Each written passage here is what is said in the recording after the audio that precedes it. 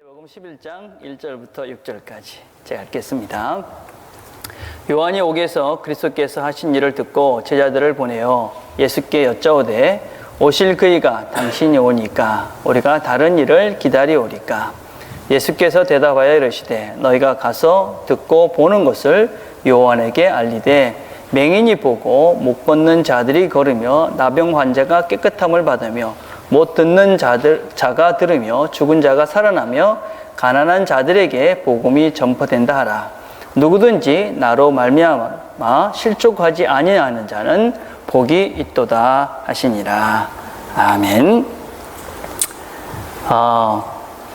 제가 몇 년 전에 미국에 갔지 않았습니까? 그죠? 미국에 갔을 때 이 갔던 도시 중에 하나입니다. 사진을 보시면 제가 주로 살았던 동네인데 저게 어디냐면 LA입니다. LA. 지금 LA 한인타운의 사진들입니다. 어떠세요? 좀 좋아 보입니까? 오클랜드보다 나아 보입니까?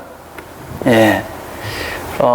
저희들이 이 LA 한인타운에 대한 이야기들을 여러 가지 듣고 기대를 참 많이 했습니다. LA 한인들이 얼마나 사냐면 100만, 많으면 150만이 산다고 그럽니다. 그러니까 이 뉴질랜드 오클랜드 전체에 사는 것만큼 사는 거잖아요. 그죠? 그러니까 얼마나 커요. 그죠? 그래서 저희들이 생각하기에 야, 거기 뭐 굉장히 이 발전된 그리고 아주 굉장한 어떤 한인타운이 있겠구나 생각하고 갔습니다. 근데 정말 실망스러웠습니다. 가니까 진짜 별것도 없고 뭐 한인 상가들 여기 모여있는 거 비슷하게 있고 뭐 호텔이라고 돼 있는데 모텔 수준의 이런 호텔들이 있고 식당에 가보니까 뭐 80년대 뭐 이럴 때 수준밖에 되지 않았습니다. 그래서 야, 이거 오클랜드 식당보다 훨씬 촌스럽다. 그래 아주 실망을 참 많이 했었습니다. 우리가 살면서 그럴 때가 있지 않습니까? 여러분 기대를 많이 하면 실망도 좀 크지 않습니까? 사람도 그렇고 뭐 음식 먹으러 가서도 그렇고 뭐 영화 볼 때도 그렇고 뭐 교회도 그렇고 그런 것 같아요. 그렇죠? 근데 가만히 생각을 해보면 그 실망과 기대가 어디서 왔습니까? LA가 저한테 와가지고 야, 내 대단한 도시야 하고 이야기한 적은 한 번도 없습니다. 그렇죠? 예, 여러분 식당에 가서 실망하시는데 그 식당에 여러분들 와가지고 야, 내 정말 맛있어요 뭐 이렇게 얘기한 적도 없습니다. 없는데 내가 스스로 생각해갖고 어떤 정보를 내가 듣고 내가 혼자서 만들어 놓은 그런 이미지를 가지고 그냥 실망한 겁니다. 어떤 사람들도 그렇죠. 그죠? 이런저런 소리를 듣고 내가 쟤 실망했어 뭐 이렇게 이야기합니다. 그죠? 예. 신앙생활도 그렇습니다. 신앙도 가만히 이렇게 신앙생활을 보면 우리가 그냥 자기가 만들어 놓은 어떤 이미지의 하나님을 믿으면서 왜 하나님은 이렇게 안 해주셔? 그러면서 혼자서 좌절하고 실망하고 믿지 못하고 그렇게 신앙생활하는 사람들이 종종 있습니다. 오늘 15일입니다. 그죠? 열흘이 더 있으면 성탄절입니다. 여러분 예수님이 이제 오시는 날이지 않습니까? 그죠? 예.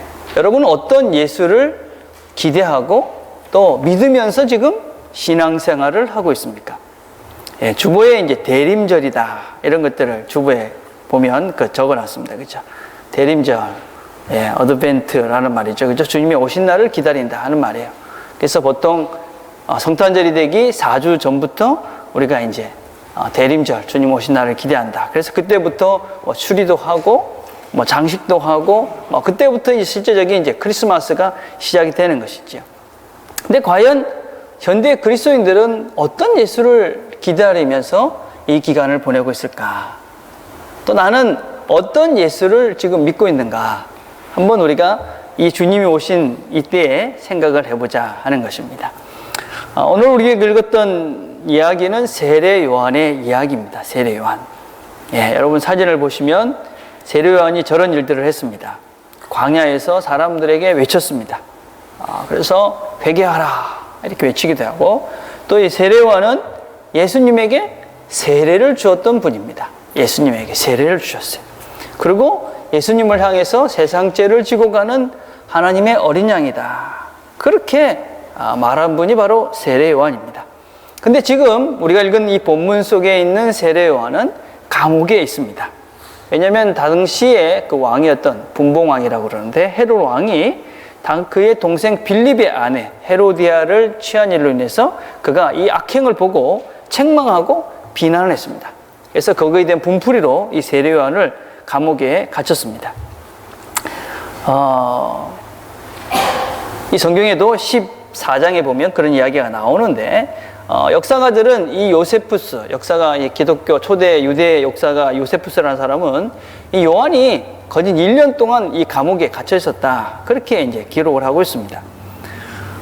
그 전에 이 요한은 감옥에 갇히기 전에는 예수님을 향해서 뭐라고 이야기했냐면, 세상 죄를 지고 가는 하나님의 어린 양이다.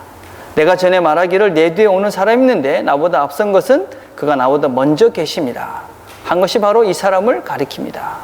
그 무슨 얘기냐면, 우리가 기다렸던 그 메시아 바로 그분이 저 예수다. 그렇게 고백했던 세례 요한인데, 지금 감옥에 있는 동안에 뭐라고 이 질문을 하고 있냐면, 예수께 여짜오되 오실 그이가 당신이 오니까 우리가 다른 일을 기다려오리까. 지금 감옥에 있으면서 이 요한의 믿음이 흔들린 겁니다. 내가 옛날에는 당신은 하나님의 아들입니다, 하나님의 어린 양입니다, 그렇게 고백을 했었는데, 감옥에 한 1년쯤 살다 보니까 오실 그이가 당신 맞습니까? 우리가 다른 사람을 기다려야 됩니까? 이렇게 지금 질문을 하고 있는 것입니다. 저는 신앙생활을 하면서 이렇게 질문하는 것은 아주 좋은 현상이라고 생각을 합니다. 난 하나님 믿는데 질문이 없어. 아주 드물게 정말 이런 사람이 있지만, 대부분은 우리가 신앙생활을 하면서 다 의심이 들고 회의가 들고 질문이 듭니다. 제가 좋아하는 책 중에 하나가 오스기니스가 쓴 책 중에 회의하는 용기라는 책이 있습니다. 회의하는 용기. 영어 제목이 뭐냐면 God in the Dark라는 책입니다. 어둠 속에 있는 하나님. 어둠 속에 있는 하나님. 여러분, 어둠 속에서 하나님이 계실까요? 네. 어둠이 너무 깊어서 제 마음으로도 이성으로도 아무것도 보이지 않습니다. 그 고통과 괴로움은 말로 설명할 수 없습니다. 신을 보려 해도 보이지 않고 들으려 해도 들리지 않고 입을 움직여도 말이 나오지 않습니다. 마더 테레사가 고백했던 이야기입니다. 이런 고백을 들으면 어떤 사람들은 마더 테레사는 하나님을 안 믿었구만, 신앙이 없었네, 하나님이 안 보이다니 그 사람은 신앙 없는 사람이야, 이렇게 이야기할지 모르지만, 그건 마더 테레사의 일대기를 모르기 때문에, 그의 일생이 어떻게 시작이 됐고 어떻게 살았는지를 모르기 때문에 아마 그런 소리를 할 것입니다. 마더 테레사가 또 이런 얘기를 했습니다. 내가 만일 성인이 된다면 나는 분명히 어둠의 성인이 될 것이다. 이 땅에서 어둠 속에 있는 자들에게 빛을 비추기 위해서 말입니다. 하나님 어디 계십니까? 아니면 왜 나에게 이런 일들이 일어났습니까? 저는 하나님이 도대체 보이지도 않고 하나님 뜻도 보이지도 않고 제 인생에 있어서 하나님이 무슨 일을 하시는지 도대체 알 수가 없습니다. 그런 자들에게 이 테레사 수녀의 고백은 빛이 될 것이라고 생각합니다. 여러분, 우리가 살면서 답답하고 하나님이 없는 것 같은 어둠의 시기가 있습니다. 나는 없습니다. 아주 좋은 신앙이시죠, 그죠? 두 개 중에 하나일 것입니다. 아주 천사 같거나 아주 생각 없거나. 그죠? 여러분, 질문을 하셔야 됩니다. 질문을 하고 생각을 하셔야 됩니다. 아우구스티누스라는 분 이런 얘기했습니다. 믿으면서 생각하고 생각하면서 믿는다. 오스기니스도 이런 얘기했습니다. 믿음이란 이해에서 시작된 확신이며 하나님의 실체와 말씀과 행위에 견고한 기초를 둔다. 이해, 질문, 생각, 이런 것들이 없는 신앙은 실체가 아니라는 것입니다. 그런 신앙은 굳건히 설 수가 없다는 것입니다. 여러분, 신앙생활을 하면서 우리의 삶 속에 질문이 없습니까? 여러분, 어떻습니까? 어때요? 없습니까? 있지요, 그죠? 왜 저 나쁜 놈이 저렇게 부자가 됩니까? 왜 아무런 죄가 없는 어린아이가 죽임을 당해야 됩니까? 왜 수많은 사람은 그렇게 전쟁 속에서 엉뚱한 놈들 때문에 죽습니까? 우리는 수많은 질문들이 생깁니다. 여러분, 그런 문제들에 대해서 하나님께 질문을 하고, 그죠? 답을 구하시기를 바랍니다. 하나님, 난 똑바로 살고 있는데 나는 뭐가 이렇게 잘 안 풀립니까? 왜? 저놈은 나쁜 놈인데, 나보다 훨씬 나쁜 놈 많이 있는데 저놈은 나보다 훨씬 더 왜 잘 먹고 잘 삽니까? 도대체 하나님 이해가 안 됩니다, 도대체. 질문을 하십시오. 질문을 하시고, 왜 하나님 그런 일이 있습니까? 그렇게 질문을 하고 여러분들이 회의를 품고 어둠 속에 있는 것 같은 하나님 찾아가셔야지 여러분의 신앙에 견고해지고, 이 기초가 다져지는 것이죠. 그런데 열린 마음으로 질문을 하셔야 됩니다. 질문을 또 잘 하셔야 됩니다. 자기 생각을 가지고 자기 생각에 그냥 껴 맞추기 위해서 질문하는 사람이 있습니다. 정말 답답한 사람들이 있지요. 그런 사람들은 답을 찾을 수가 없지요. 그래서 열린 질문을 하셔야 됩니다. 정말 내가 그 질문을 하고 그 질문에 맞는 답을 찾기 위한 질문을 하셔야 된다는 거죠. 우리 여기서 이제 코람데오라는 곳에서 이제 집중 강좌를 했습니다. 그래서 수업을 이렇게 듣는데 목사님들이 앉아있고 또 교수님이 와서 강의를 합니다. 근데 강의를 하는데 어떤 학생이 질문을 하는 거예요. 그러니까 질문했습니다. 근데 제가 봐도 틀린 질문을 하셨어요. 그래서 그 교수님이 설명을 잘 해주었습니다. 그리고 끝나는 줄 알았습니다. 근데 그 다음날 이 학생이 또다시 질문하는 겁니다. 제가 무슨 책을 봤는데 그 책에는 내 생각이 맞습니다. 그리고 또 질문을 하더라고요. 제가 그 책을 아는데 그거는 그런 얘기가 아니었습니다. 무슨 말인지 아시겠죠, 여러분? 우리가 책을 보면서도 그 책에서 이야기하는 것을 들으려는 사람이 있고 자기 생각을 가지고 그냥 자기 생각만 보고 그 책을 보는 사람이 있습니다. 자기 생각만 갖고 보면 그것밖에 보이지 않습니다. 여러분, 열린 마음으로 세상을 보고 열린 마음으로 질문을 하고 열린 마음으로 사람을 만나셔야 합니다. 그럼 어릴 때 이렇게 친구들 같이 가면 남자하고 여자가 이렇게 가면 남자애들은 주로 뭐가 길거리에서 보입니까? 오락실, 게임방, 뭐 전자제품 기계 뭐 이런 데 주위로 보이잖아요. 여자들은 뭐가 보입니까? 뭐가 보여요? 액세서리집, 뭐 옷집, 그죠? 뭐 맛집, 뭐 이런 거 보이잖아요, 그죠?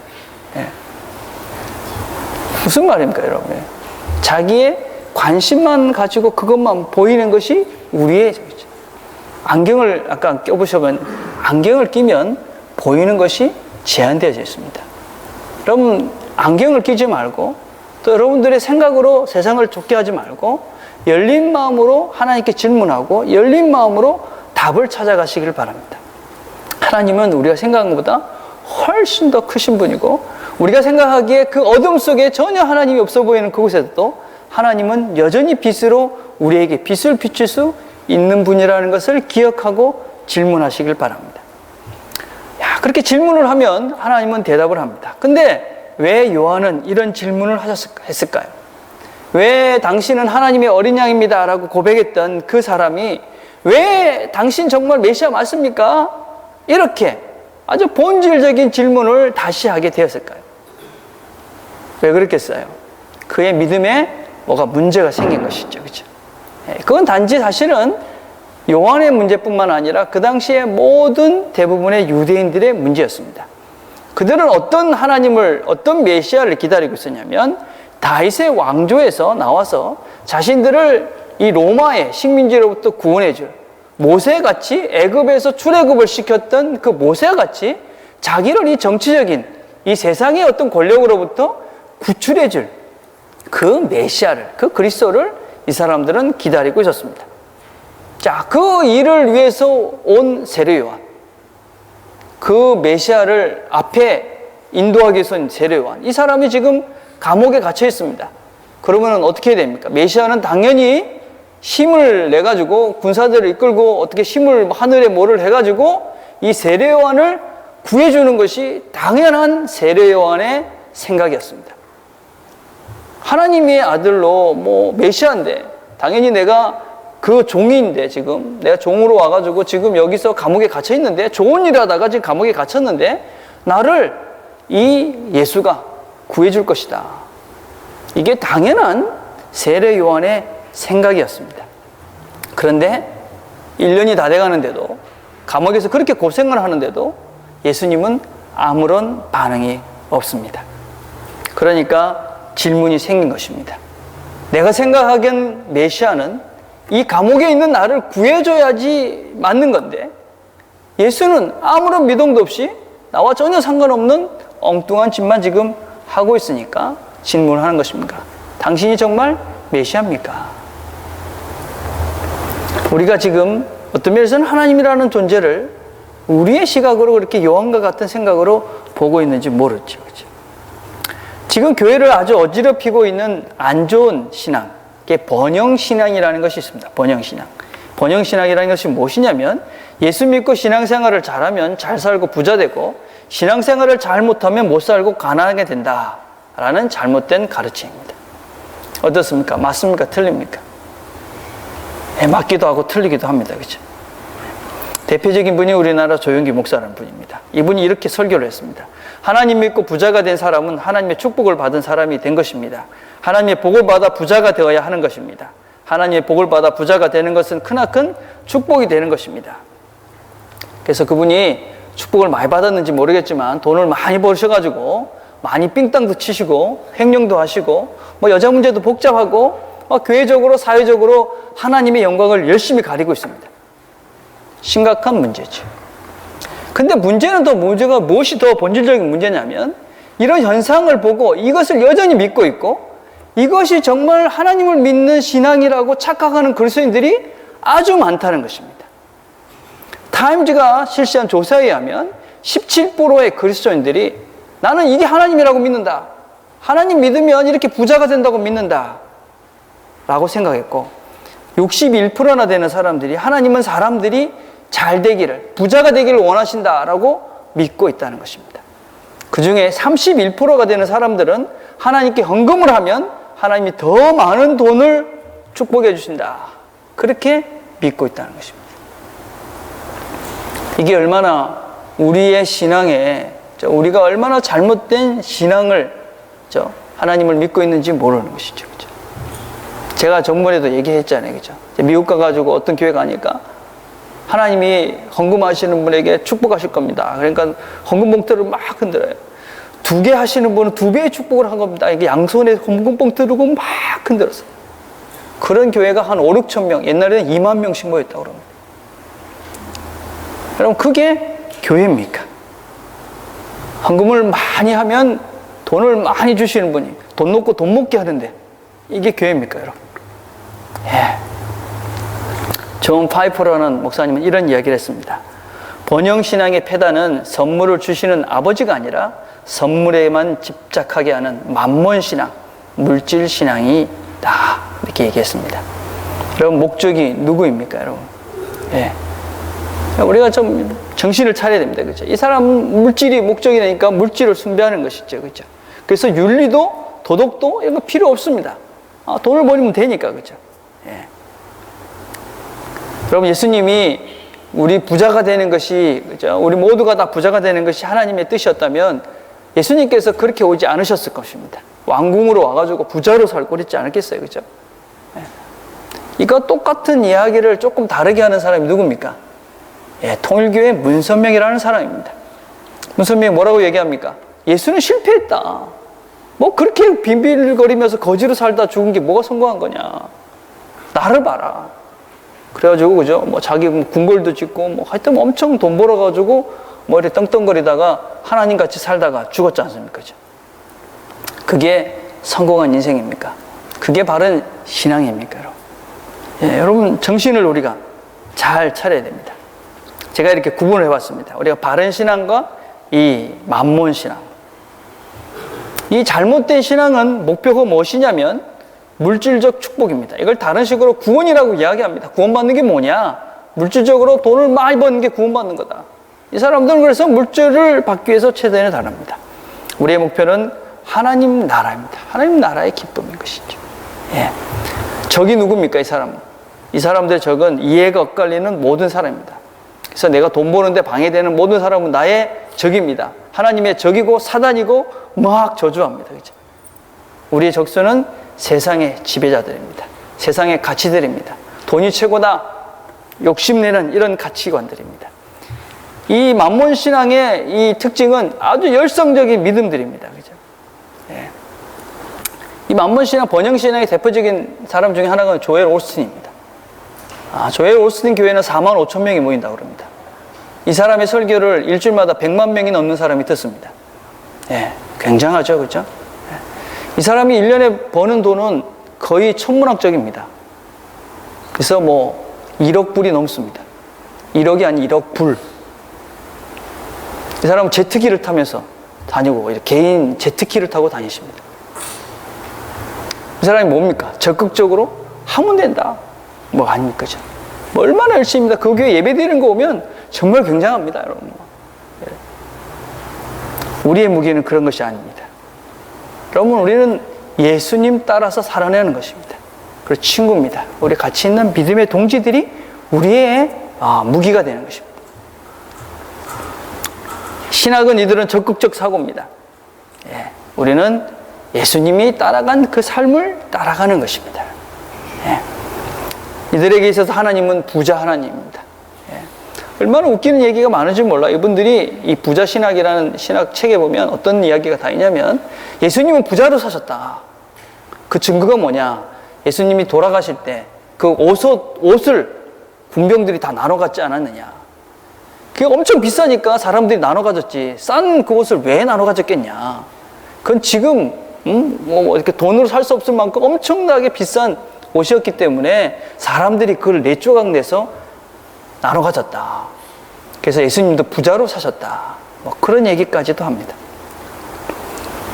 예수님이 왜 옷을 나눠 가졌습니까? 여러분, 그건 그 당시의 풍습입니다. 그죠? 그리고 성경의 내용을 응하게 하시기 위해서 이런 것이지, 그 옷이 비싸기 때문에 4조각이 내서 가진 것이 아닌 것이죠. 그죠? 근데 이런 이야기를 듣고, 그래, 이런 사람들이 있다니까요. 예.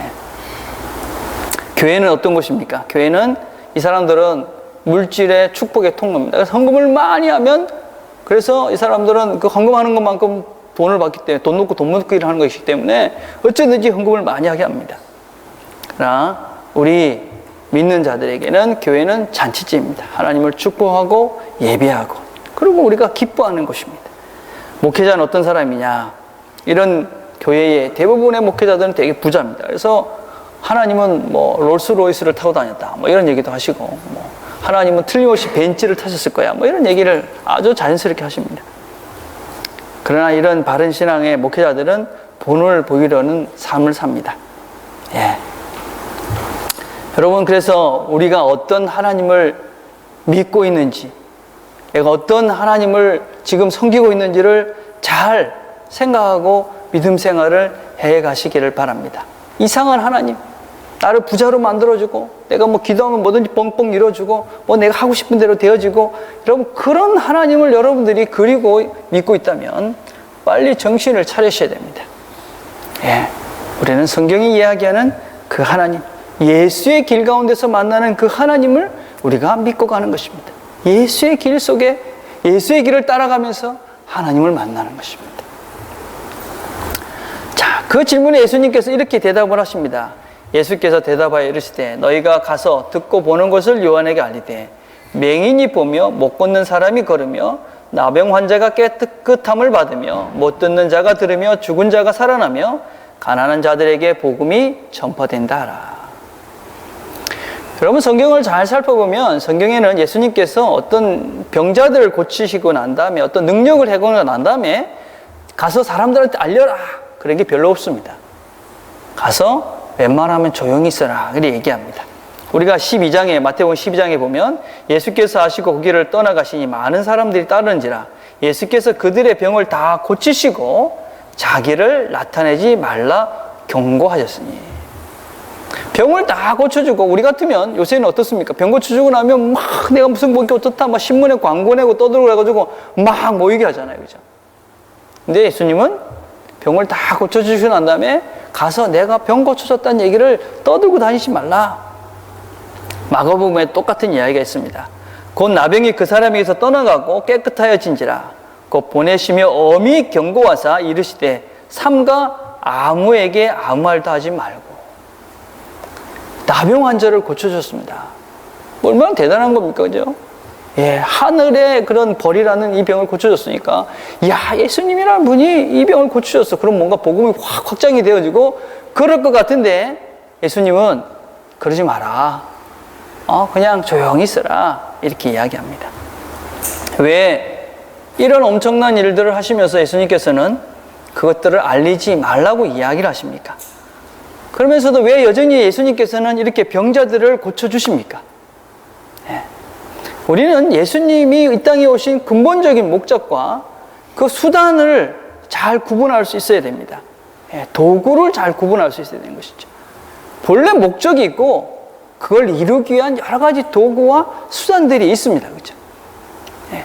요즘 어떻게 됐습니까? 이 수단과 목적이 좀 왔다 갔다 하잖아요. 그죠? 우리 여러분, 왜 우리가 다 살면서 행복하게 살길 원해요? 그죠? 행복하게 살기 위해서 뭐가 필요합니까? 돈이 필요하죠. 근데 행복을 위해서 돈이 필요한 것인데 행복은 어디 가버리고 돈에만 집착을 해가지고 돈이 인생의 목적이 돼버렸죠. 그래서 어떻게 됩니까? 행복은 사라져버렸죠. 예수님도 마찬가지입니다, 여러분. 예수님의 목적은 무엇입니까? 예수님이 이 땅에 오신 이유가 무엇입니까? 예수님께서 이 땅에 오신 목적은 우리의 죄를 다 사해 주시고, 그렇죠? 그래서 우리가 하나님과 교제하고, 그렇게 우리가 하나님을 닮아가고, 그래서 우리가 사람들끼리는 서로 사랑하고, 그래서 이 땅이 하나님 만드신 그런 아름다운 사회, 아름다운 천국을 누리며 살다가 하나님께 오도록 하는 것이, 그게 이제 하나님이, 예수님이 이 땅에 오신 이유입니다. 그렇죠? 여러분들이 왜 예수를 믿느냐?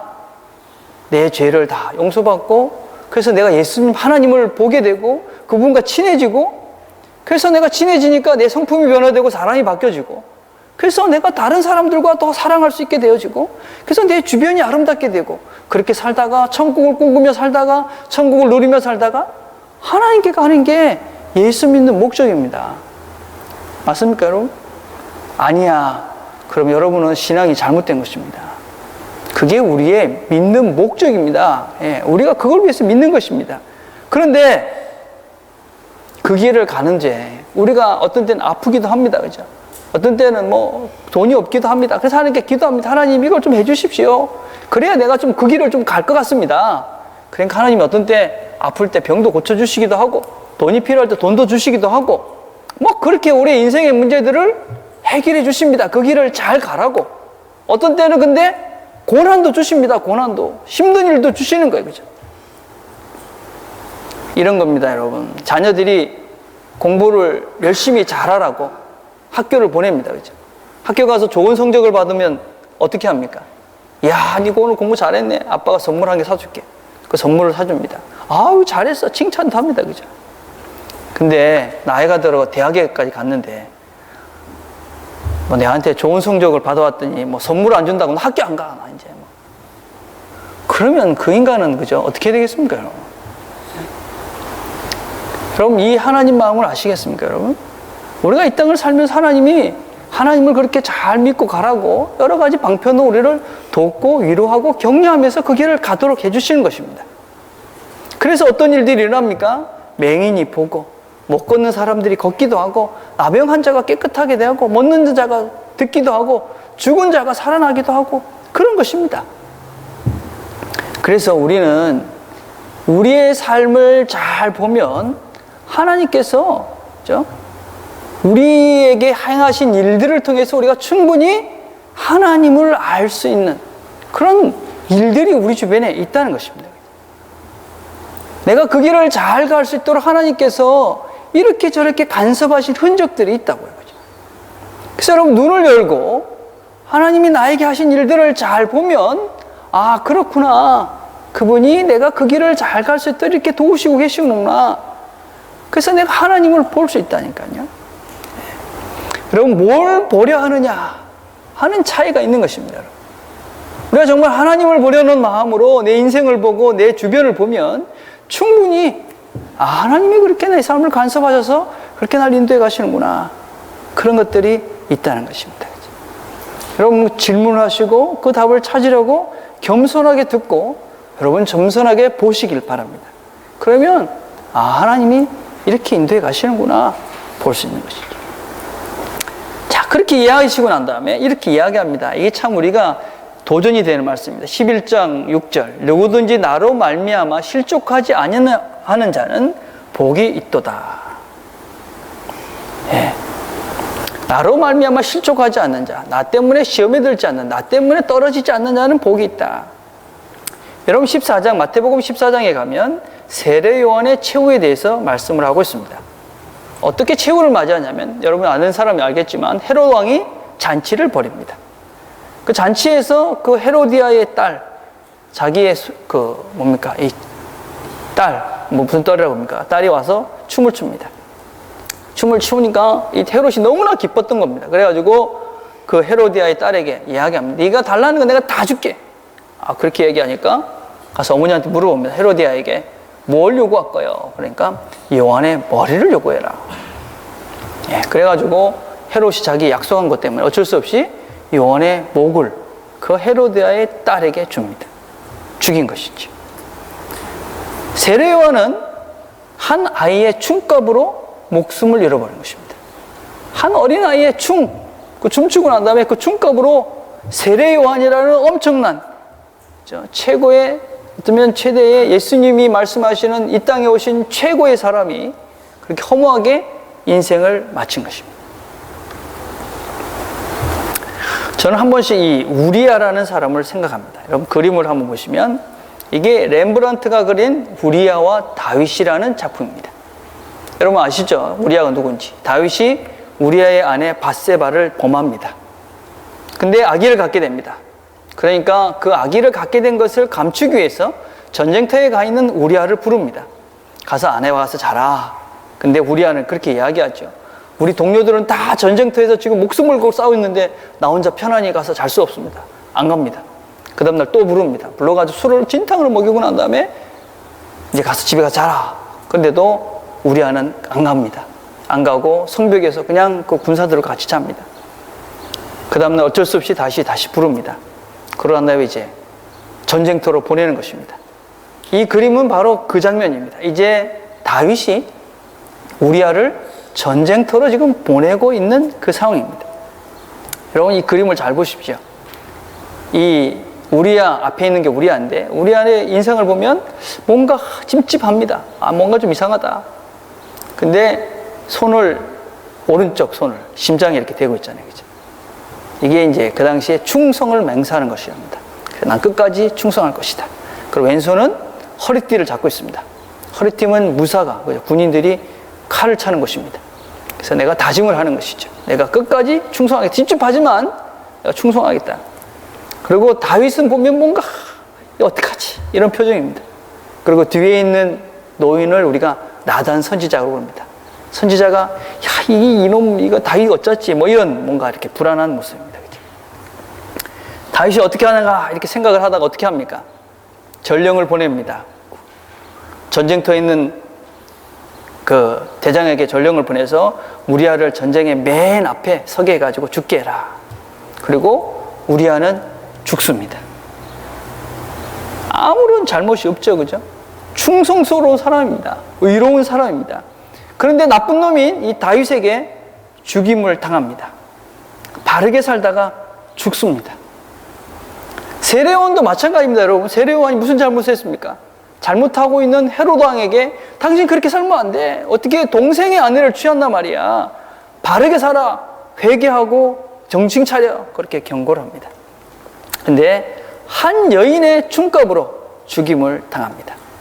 여러분 바울도 마찬가지였고 베드로도 마찬가지였습니다. 이 사람들이 뭘 잘못했습니까? 예수의 사랑을 전하고 예수 믿고 잘 살아라고 전한 것입니다. 근데 다 죽임을 당합니다. 왜 그렇습니까, 여러분? 그것이 바로 주님이 가신 길이 그렇습니다. 예수님이 뭘 잘못했습니까? 잘못한 것이 없지 않습니까? 사랑하고 아픈 사람 고쳐주고 서로 사랑하며 살라 그랬는데 사람들은 그를 십자가에 못 박습니다. 주님이 이렇게 말씀하시는 것이죠. 누구든지 나로 말미암아 실족하지 아니하는 자는 복이 있도다. 나는 부자가 되고 싶고 세상적으로 성공하고 싶고 자녀도 잘 되고 건강하고 막 이렇게 되고 싶은데 주님을 따르다 보니까 손해도 보고 박해도 받고 자존심도 상하고 뭔가 맨날 손해보는 것 같고 좀 멍청해 보여. 그래도 내가 주님이 가신 길이기 때문에 주님이 원하시는 길이니까 주님을 따르는 길이니까 내가 그 길을 갈란다. 그리고 그 길을 가는 사람, 그 사람이 복이 있는 자다. 그렇게 말씀하시는 것이죠. 예.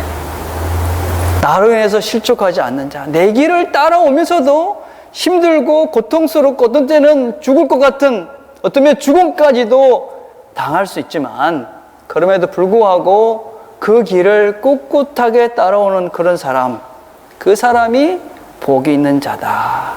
그렇게 말씀하십니다. 그런 사람을 하나님은 다시 부활의 자리로 부르시는 것이지요. 예.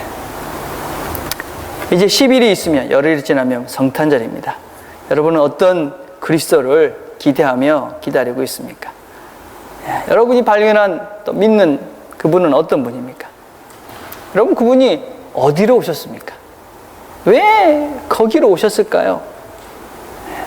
왜 주님이 많고 많은 자 중에, 많은 그 땅에, 많은 장소 중에 그곳으로 오셨을까요?